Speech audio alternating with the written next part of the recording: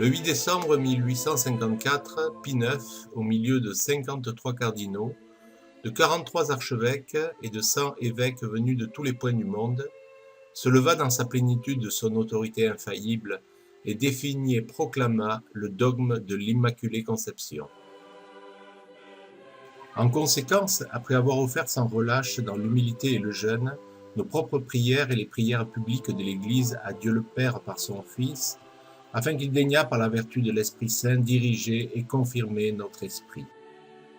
Après avoir imploré le secours de toute la cour céleste et invoqué avec gémissement l'Esprit consolateur, et ainsi par sa divine inspiration pour l'honneur de la sainte et indivisible Trinité, pour la gloire et l'ornement de la Vierge Mère de Dieu, pour l'exaltation de la foi catholique et l'accroissement de la religion chrétienne, par l'autorité de notre Seigneur Jésus-Christ, des bienheureux apôtres Pierre et Paul et la nôtre, nous déclarons, nous prononçons et définissons que la doctrine qui enseigne que la bienheureuse Vierge Marie, dans le premier instant de sa conception, a été, par une grâce et un privilège spécial du Dieu Tout-Puissant, en vue des mérites de Jésus-Christ, sauveur du genre humain, préservée et exempte de toute tâche du péché originel et révélée de Dieu, et par conséquent qu'elle doit être crue fermement et constamment par tous les fidèles.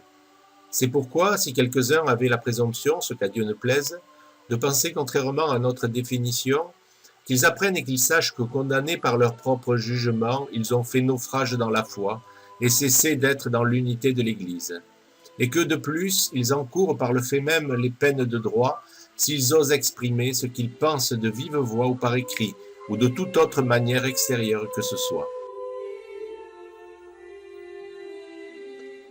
Lettre de Bernadette à Pie IX, le 17 décembre 1876. Très Saint-Père, je n'aurais jamais osé prendre la plume pour écrire à votre sainteté, moi, pauvre petite sœur, si notre digne évêque, Monseigneur de Ladoux, ne m'eût encouragé. J'ai craint tout d'abord d'être trop indiscrète, puis il m'est venu à la pensée que notre Seigneur aime à être importuné, aussi bien par le petit que par le grand, par le pauvre que par le riche, qu'il se donne à chacun de nous sans distinction. Cette pensée m'a donné du courage. Aussi je ne crains plus, je viens à vous, très Saint-Père, comme une pauvre petite enfant au plus tendre des pères, pleine d'abandon et de confiance. Que pourrais-je faire, très Saint-Père, pour vous témoigner mon amour filial? Je ne puis que continuer ce que j'ai fait jusqu'à présent, c'est-à-dire souffrir et prier. Je prie tous les jours le cœur sacré de Jésus et le cœur immaculé de Marie de vous conserver encore longtemps au milieu de nous, puisque vous les faites si bien connaître et aimer. J'ai la douce confiance que ces cœurs sacrés daigneront exaucer ce vœu qui est le plus cher à mon cœur.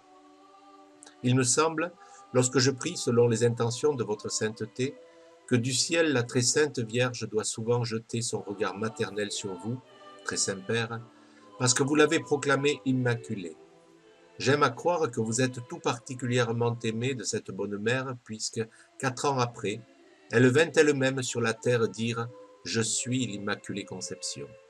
Je ne savais pas ce que cela voulait dire. Je n'avais plus entendu ce mot. Depuis, en réfléchissant, je me dis bien souvent que la très sainte Vierge est bonne. On dirait qu'elle est venue confirmer la parole de notre Saint-Père. C'est ce qui me fait croire qu'elle doit vous protéger tout particulièrement.